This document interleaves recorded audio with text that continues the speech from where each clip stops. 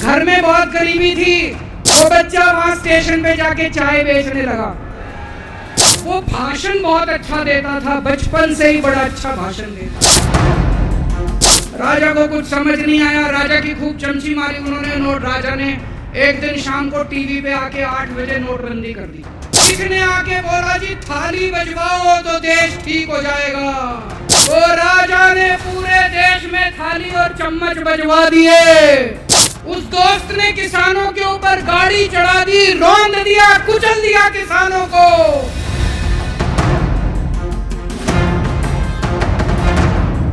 ನಾನು ನಿಮಗೆ ಇವತ್ತು ಒಂದು ಕಥೆಯನ್ನು ಹೇಳ್ತೀನಿ. ಈ ಕಥೆಯನ್ನು ಹೇಳಿದ್ದು ಅರವಿಂದ್ ಕೇಜ್ರಿವಾಲ್. ದೆಹಲಿಯ ಮುಖ್ಯಮಂತ್ರಿ ಅರವಿಂದ್ ಕೇಜ್ರಿವಾಲ್ ಈ ಕಥೆಯನ್ನು ಹೇಳಿ, ಈ ಕಥೆಯನ್ನು ಎಲ್ಲರೂ ಕೇಳಬೇಕು, ಹಾಗೆಯೇ ಬೇರೆಯವ್ರಿಗೂ ಕೇಳಿಸ್ಬೇಕು. ಇದರಿಂದ ಸಮಾಜದ ಉದ್ಧಾರ ಆಗುತ್ತೆ, ದೇಶದ ಉದ್ಧಾರ ಆಗುತ್ತೆ ಅಂತ ಹೇಳಿದ್ರಿಂದ ಈ ಕಥೆಯನ್ನು ನಾನು ನಿಮಗೆ ಹೇಳೋಕೆ ಹೋಗ್ತಾ ಇದ್ದೀನಿ. ಅವರು ಹಿಂದಿಯಲ್ಲಿ ಹೇಳ್ತಾರೆ, ಅದನ್ನು ಕನ್ನಡದಲ್ಲಿ ಅನುವಾದಿಸೋ ಸಾಧ್ಯವಾದಷ್ಟು ಪ್ರಯತ್ನನ ಮಾಡ್ತೀನಿ. ನನಗೆ ಅರ್ಥವಾದ ಮಟ್ಟಿಗೆ ಬಹುತೇಕ ಅದರ ಸಾರಾಂಶವನ್ನು ನಿಮ್ಮ ಮುಂದೆ ಇಡ್ತೀನಿ. ये कहानी एक राजा की है, एक चौथी पास राजा की कहानी है. ಇದು ಈ ಮಹಾನ್ ದೇಶ ಒಂದಿರುತ್ತೆ, ಸಾವಿರಾರು ವರ್ಷಗಳ ಇತಿಹಾಸ ಇರುವಂತಹ ದೇಶ. ಆ ದೇಶದ ಒಂದು ಪುಟ್ಟ ಹಳ್ಳಿಯಲ್ಲಿ ಒಂದು ಬಡ ಕುಟುಂಬದಲ್ಲಿ ಒಬ್ಬ ಹುಡುಗ ಜನಿಸ್ತಾನೆ. ಆ ಹುಡುಗನಿಗೆ ಜನನ ಆದಾಗ ಮನೆಗೆ ಜ್ಯೋತಿಷಿ ಬರ್ತಾರೆ, ಬಂದುಬಿಟ್ಟು ಭವಿಷ್ಯನ ಹೇಳ್ತಾರೆ.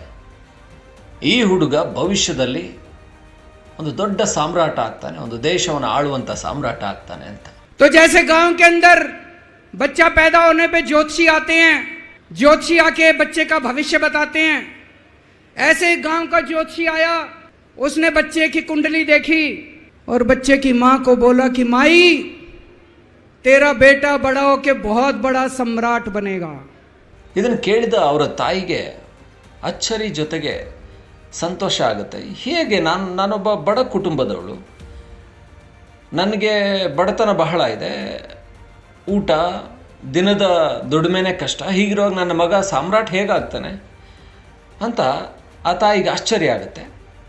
ಅದಾದ ನಂತರ ಆ ಬಾಲಕ ಹತ್ತಿರದಲ್ಲಿರೋ ಸರ್ಕಾರಿ ಶಾಲೆಗೆ ಹೋಗ್ತಾನೆ.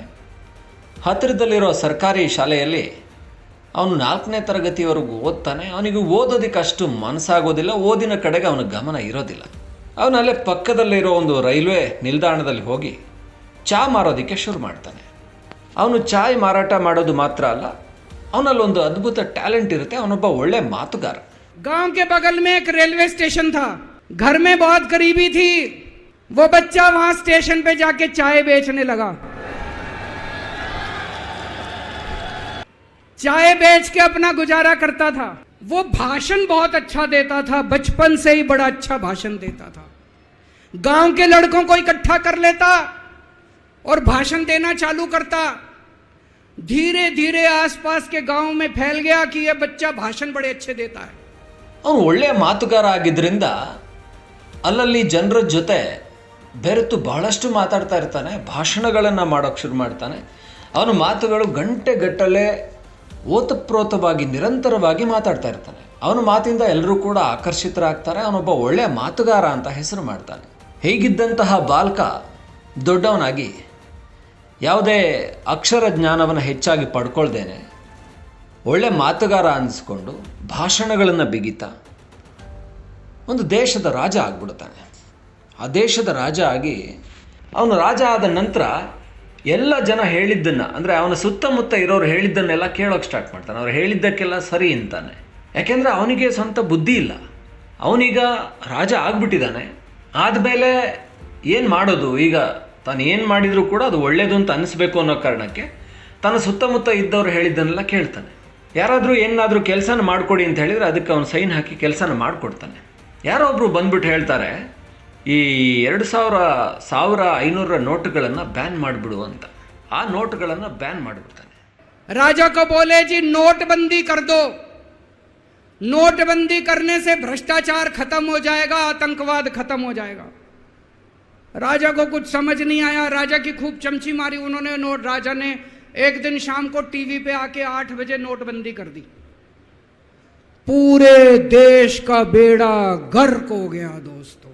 लंबी लंबी बैंकों के सामने लाइनें लग गई, कई लोग मर गए, दुकानें बंद हो गई, रोजगार बंद हो गए, बड़ी बड़ी इंडस्ट्री बंद हो गई, पूरे देश का बेड़ा गर्क हो गया.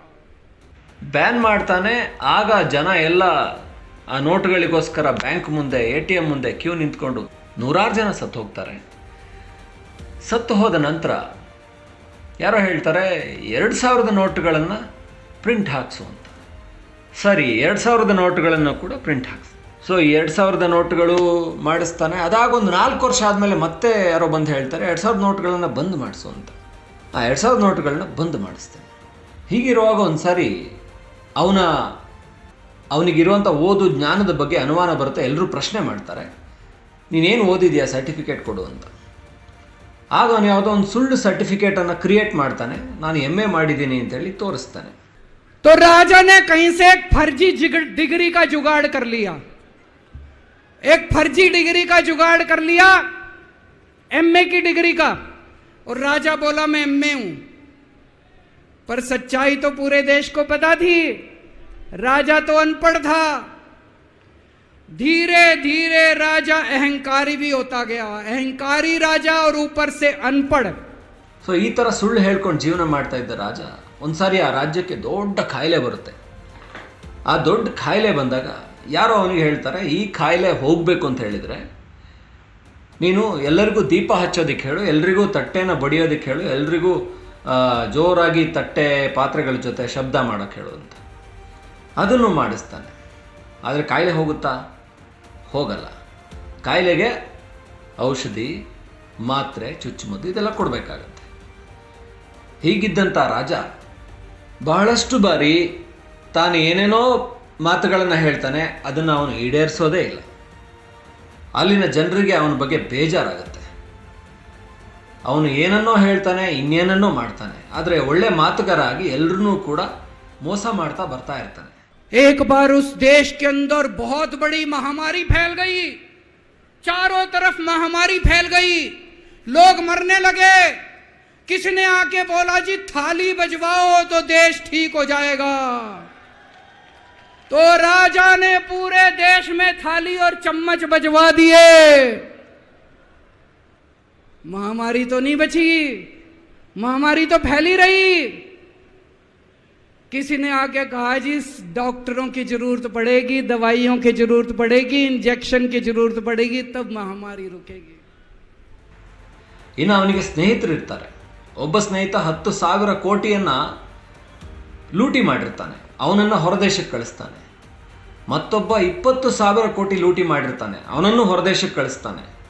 ಇನ್ನೊಬ್ಬ ಇರ್ತಾನೆ, ಅವನು ಲಕ್ಷಾಂತರ ಕೋಟಿ ಲೂಟಿ ಮಾಡಿರ್ತಾನೆ, ಅವನಿಗೆ ಇವನೇ ಏರ್ಪೋರ್ಟ್ಗಳನ್ನು ಬರೆದು ಕೊಡ್ತಾನೆ, ಸೀಪೋರ್ಟ್ಗಳನ್ನು, ಬಂದರುಗಳನ್ನು ಬರೆದು ಕೊಡ್ತಾನೆ, ರೈಲ್ವೆ ಖಾಸಗೀಕರಣ ಮಾಡೋ ಥರ ಏನೇನೋ ಅವಕಾಶಗಳನ್ನು ಕೊಟ್ಟು ಅವನನ್ನು, ಆ ಸ್ನೇಹಿತನನ್ನು ಚೆನ್ನಾಗಿ ನೋಡ್ಕೋತಾನೆ. ಹೀಗೆ ಆ ವ್ಯಕ್ತಿ ತನ್ನ ಎಲ್ಲ ಸ್ನೇಹಿತರನ್ನು ಚೆನ್ನಾಗಿ ನೋಡ್ಕೋತಾನೆ. ಆ ಒಂದು ವಿಚಾರಕ್ಕೆ ಆತನಿಗೆ ಸ್ನೇಹಕ್ಕೆ ಬಹಳ ಮೌಲ್ಯ ಕೊಡ್ತಾನೆ, ಅದನ್ನು ಮೆಚ್ಕೋಬೇಕು.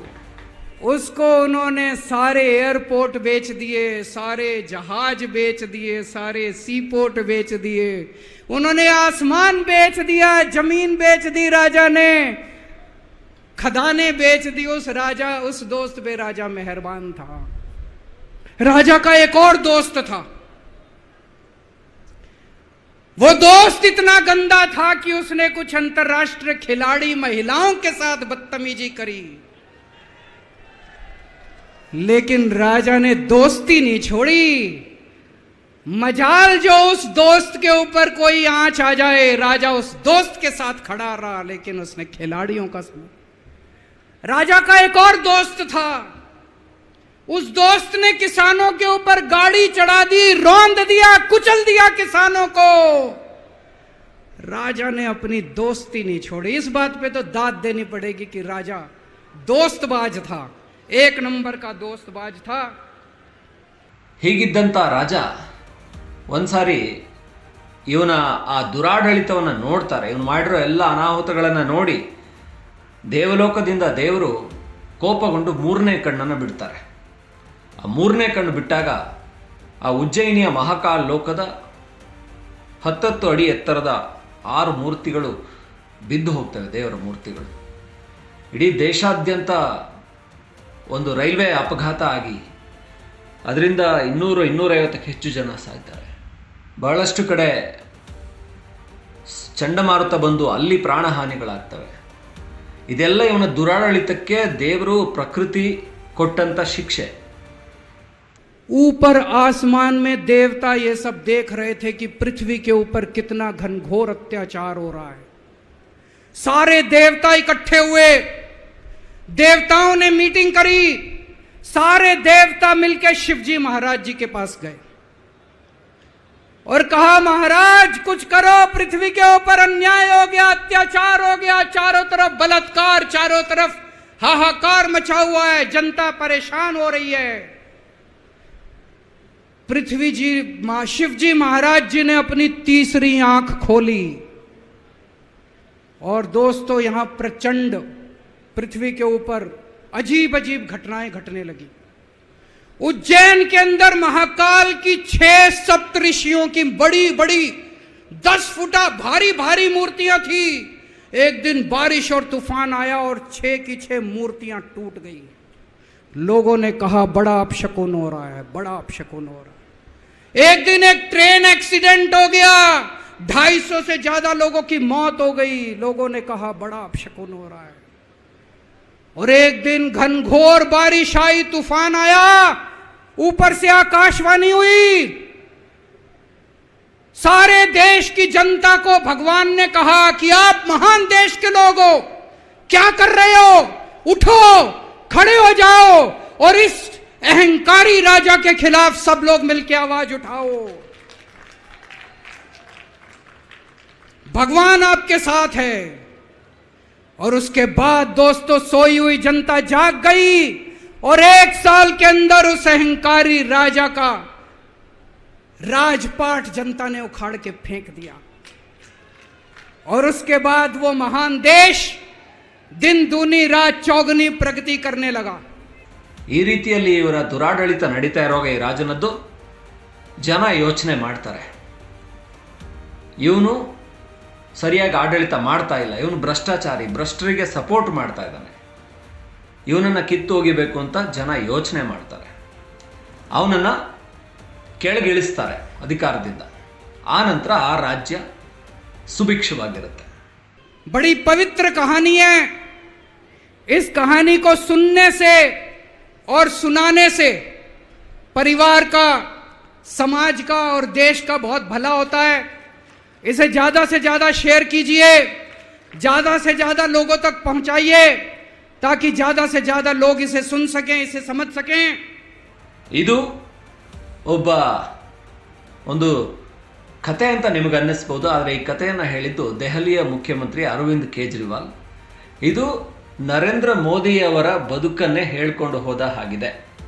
ಅವರ ಕಥೆನೋ ಅವರ ಬದುಕೇನೋ ಅಲ್ವೋ ಗೊತ್ತಿಲ್ಲ, ಆದರೆ ನೀವು ಈ ಕಥೆಯನ್ನು ಕೇಳ್ಕೊಂಡು ಹೋದರೆ ಖಂಡಿತ ಇದು ನರೇಂದ್ರ ಮೋದಿ ಬದುಕನ್ನೇ ಹೇಳುವಂಥ ಕತೆ ಅಂತ ಅನಿಸುತ್ತೆ. ಯಾಕೆಂದರೆ ಅವರು ಆ ಚಾಯ್ವಾಲ ಆಗಿ ಗುಜರಾತ್ನಿಂದ ನಂತರ ರಾಜ್ಯದ ಮುಖ್ಯಮಂತ್ರಿಯಾಗಿ ಗುಜರಾತ್ನಲ್ಲಿ, ಆ ನಂತರ ದೇಶದ ಪ್ರಧಾನಿಯಾಗಿ ಈಗಾಗಲೇ 10 ವರ್ಷ ಪೂರೈಸ್ತಾ ಇರುವಾಗ ಅವ್ರು ಹೇಳಿದಂಥ ಎಲ್ಲ ಘಟನೆಗಳು, ಒಬ್ಬ ರಾಜ ಮಾಡಿದ ಘಟನೆಗಳು, ಒಬ್ಬ ಪ್ರಧಾನಮಂತ್ರಿಯಾಗಿ ನರೇಂದ್ರ ಮೋದಿ ಮಾಡಿದ್ದನ್ನೇ ಹೇಳಿದ ಹಾಗಿದೆ. ಹಾಗಾಗಿ ಅವರಿಗೆ ಅದನ್ನು ಹೋಲಿಕೆ ಮಾಡ್ಕೋತಾರೆ ಎಲ್ಲರೂ. ಇದನ್ನು ಎಲ್ರಿಗೂ ಹೇಳಿ ಒಬ್ಬ ಬೇವ್ಕೂಫ್ ಅಂತ ಇಲ್ಲಿ ಹೇಳ್ತಾರೆ, ಅಂದರೆ ಯಾರು ಹೆಸರನ್ನು ಹೇಳ್ತಾ ಇಲ್ವಲ್ಲ, ಹಾಗಾಗಿ ನರೇಂದ್ರ ಮೋದಿ ಆ ರೀತಿ ಅಂತ ಹೋಲಿಸಿ ಹೇಳ್ತಾ ಇದ್ದಾರೆ, ಅದನ್ನು ನರೇಂದ್ರ ಮೋದಿ ಅಂತ ಹೇಳ್ತಾ ಇಲ್ಲ. ಸೊ ಹಾಗಾಗಿ ಅರವಿಂದ್ ಕೇಜ್ರಿವಾಲ್ ಹೇಳ್ತಾರೆ, ಈ ಕಥೆಯನ್ನು ನಿಮ್ಮ ಸುತ್ತಮುತ್ತಲಿನವ್ರಿಗೆ ಹೇಳಿ, ಎಲ್ರಿಗೂ ಹೇಳಿ, ಇದು ಒಳ್ಳೇದಾಗುತ್ತೆ, ಇದರಿಂದ ಸಮಾಜಕ್ಕೆ ಒಳ್ಳೇದಾಗುತ್ತೆ, ದೇಶಕ್ಕೆ ಒಳ್ಳೇದಾಗುತ್ತೆ ಅಂತ ಹೇಳ್ತಾರೆ. ಒಬ್ಬ ಭ್ರಷ್ಟಾಚಾರಿ, ಒಬ್ಬ ಬೇವ್ಕೂಫ್, ಮೂರ್ಖ, ಒಬ್ಬ ಅನಕ್ಷರಸ್ಥ, ಅನ್ಪಡ್ ಅಂತ ಹೇಳಿ ಈ ವ್ಯಕ್ತಿಯನ್ನು ಹೇಳ್ತಾರೆ. ಅಂದರೆ ನರೇಂದ್ರ ಮೋದಿ ಅವ್ರನ್ನ ಪರೋಕ್ಷವಾಗಿ ಈ ಥರದ ವ್ಯಕ್ತಿ ಅಂತ ಅವ್ರು ಹೇಳಿ ಚಾಟಿ ಬೀಸಿರುವಂಥದ್ದು ಇಲ್ಲಿ ಈ ಕಥೆಯ ಮೂಲಕ ಇತ್ತೀಚೆಗೆ ಪ್ರಚಾರದಲ್ಲಿ, ವೇದಿಕೆಯಲ್ಲಿ ಈ ಕತೆ ಹೇಳಿದ್ದಾರೆ. ಈಗ ಈ ಕತೆ ಎಲ್ಲ ಕಡೆ ಸುದ್ದಿ ಆಗ್ತಾ ಇದೆ. ಈ ಕತೆ ನಿಮಗೆ ಹೇಗೆ ಅನಿಸ್ತು ನೀವು ಕಮೆಂಟ್ ಮಾಡಿ. ಅರವಿಂದ್ ಕೇಜ್ರಿವಾಲ್ ಅವರ ಮಾತಿನ ಬಗ್ಗೆ ನೀವೇನು ಹೇಳ್ತೀರಾ ಕಮೆಂಟ್ ಮಾಡ್ಬೋದು.